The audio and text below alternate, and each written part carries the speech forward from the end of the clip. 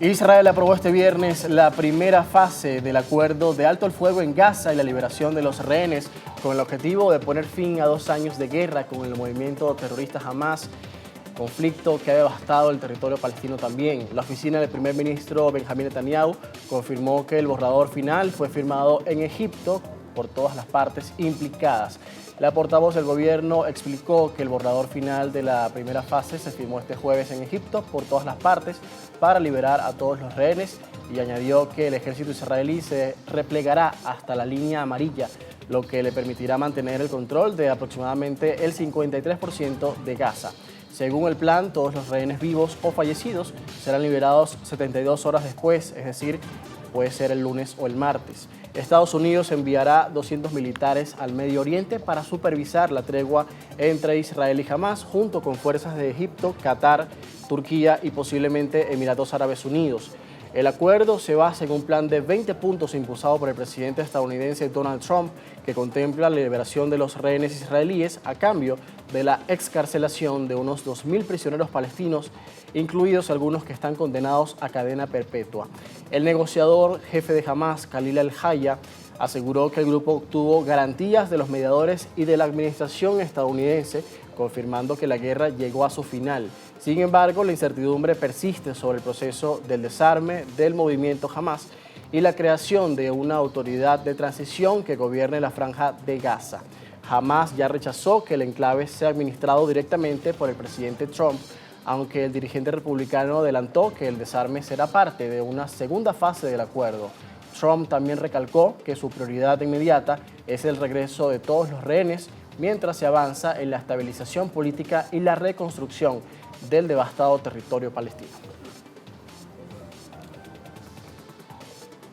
6:40 en Caracas y 1:00 con 40 minutos en Israel. Nos conectamos en Medio Oriente con nuestra aliada, la periodista Nicole Mitchell, para adelantar todos los detalles de este acuerdo. Un gusto saludarte nuevamente, Nicole. Feliz tarde para ti.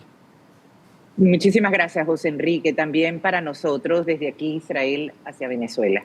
Nicole, ¿cómo se percibe este acuerdo en la sociedad, tanto para israelíes como gazatíes? ¿Es la oportunidad realmente de una paz verdadera entre ambos bandos que han estado en guerra durante estos últimos 2 años? ¿Es una paz real también con Hamas, que ha firmado este acuerdo? Bueno, una paz con Hamas es difícil. Es un acercamiento hacia una vecindad como tiene que ser entre judíos y palestinos. Hay una gran diferencia entre lo que es el grupo terrorista Hamas y lo que es la Autoridad Nacional Palestina, que está presidida ya hace muchos años por Mahmoud Abbas, del partido Al-Fatah. Son dos posiciones totalmente diferentes. Los hechos del 7 de octubre marcan un antes y un después en las mismas relaciones de Israel con lo que tiene que ver en esa división del mundo palestino, tanto de Al-Fatah como de Hamas, como he dicho, que son totalmente distintos. Esto trae por lo menos aires un poco más tranquilos estos días, y eso que todavía no han llegado los secuestrados, tanto vivos como muertos, y también trae más tranquilidad y esperanza a los palestinos gazatíes que han sufrido esa opresión de su propio gobierno, como es Hamas en la Franja de Gaza, que los han utilizado para esta contienda tan brutal como fue la apertura y la invasión que hizo el grupo terrorista Hamas el día 7 de octubre de 2023. La paz con un grupo terrorista como Hamas es difícil de hablar. Estamos hablando de un grupo que casi 20 años tomó para armarse con 22.000 o más hombres armados. Actualmente Israel, en esa lucha contra el terrorismo, ha bajado esa cantidad de aproximadamente a 16.000 hombres terroristas armados en la Franja de Gaza, que representan a Hamas y la Yihad Islámica. Hay 16.000 hombres armados todavía. Van a congelar Hamas sus armas por ahora, por el acuerdo que ha impulsado los Estados Unidos, porque saben perfectamente que por ahora Qatar, Turquía y Egipto, que eran sus aliados, no van a estar del lado de ellos por el momento. Pero Israel sabe perfectamente, José Enrique, que no puede bajar la guardia. Quisiéramos hablar de una paz definitiva, pero hay todavía mucho camino para realizarla. Nicole, ¿qué va a hacer Israel ahora en el marco del acuerdo? Se habla de un repliegue de sus tropas dentro de la Franja de Gaza. ¿Es un repliegue total? Es decir, las tropas abandonan por completo el territorio palestino. ¿Cuál va a ser la línea de seguridad? Y también quisiera preguntarte sobre los actuales ataques o bombardeos que puedan estar sucediendo o si eso ya cesó por completo. Es muy importante tu pregunta porque Israel, uno de los grandes aprendizajes que ha tenido a través del 7 de octubre de 2023 es que no hay enemigo pequeño. Las fronteras de este pequeño país de 22.000 y algo kilómetros cuadrados tienen que estar resguardadas completamente siempre. Y eso es lo que pasó y sucedió en esas fechas. Por lo tanto, ahora Israel, por más que se retire de zonas específicas dentro de este marco de acuerdo que se ha firmado y que se ha realizado en Sharm el Sheikh, en Egipto, Israel va a seguir en un porcentaje quizás aproximado de 40 y pico por ciento de control en la parte norte de la Franja de Gaza, porque obviamente necesitan resguardar las fronteras. Hay una realidad, también la logística de entrada de ayuda humanitaria, en la que he tenido la oportunidad como periodista de poder visualizar y reportar, ha sido efectiva, pero muy peligrosa por esa guerrilla en la que se ha convertido el grupo terrorista y en la que se ha apoderado para toda el mal manejo de esa ayuda humanitaria que en estos momentos tendrá que ser efectiva y controlada, porque quienes más sufren al final es la propia población palestina gazatí. De manera que Israel tiene que estar vigilante en sus fronteras, también tienen que estar conscientes de lo que significa este acuerdo, y es importante más que nada por la ciudadanía israelí y también la población palestina gazatí. Ambas poblaciones han sufrido, ambas poblaciones necesitan un respiro. Todavía no hemos tenido el regreso de los secuestrados. Habrá que ver esa otra parte, porque hay una fase 1 y fase 2 de este plan de paz propuesto por Donald Trump, que está siendo efectivo y ha sido muy aplaudido en Israel, la misma Palestina de Al-Fatah, el sistema internacional, pero también va a ser muy dramático ese regreso de los secuestrados, su estado físico, emocional.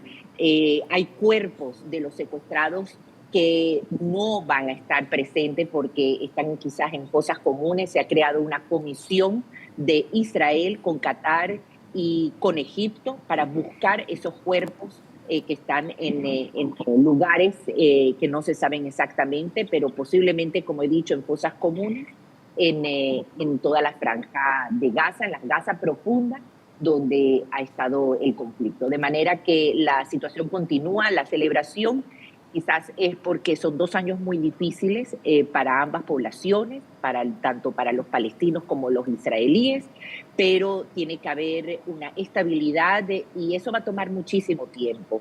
Lo que sí hay que tener como presente y muy importante es que los caminos tienen que ser a favor de las poblaciones y no de los intereses, ni tampoco de ideologías como eso demostró Claro. el grupo terrorista Hamas. Nicole, ya para cerrar, ¿cuándo pudiéramos ver la imagen de la liberación de los rehenes? Si es el lunes o es el martes, como lo ha planteado Trump en el marco de este Exacto. acuerdo. Y además, ¿qué se sabe sobre las negociaciones para la segunda fase?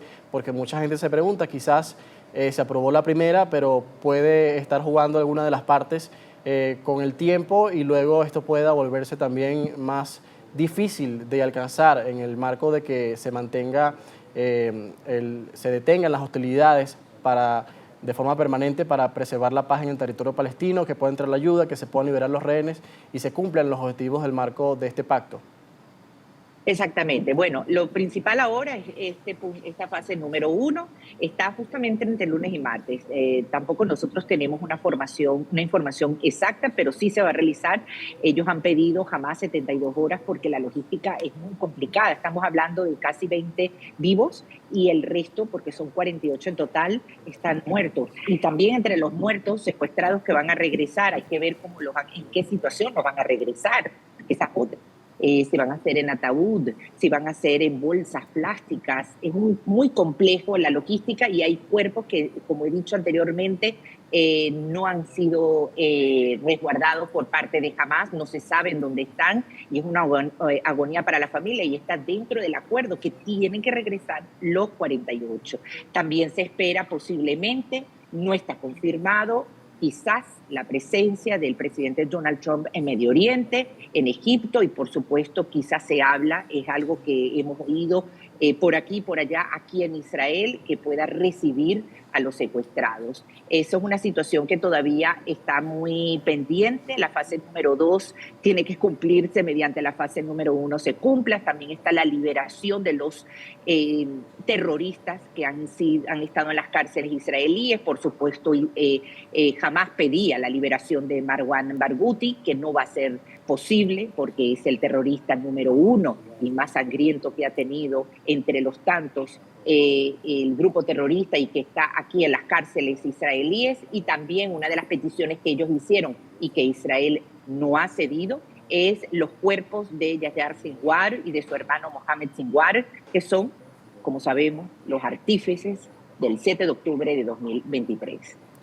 Nicole, muchísimas gracias por la información en vivo desde Medio Oriente sobre este acuerdo de paz entre Israel y Hamás, que se ha firmado al menos en una primera fase con la presión militar y también política de Estados Unidos y del presidente estadounidense Donald Trump. Gracias por acompañarnos.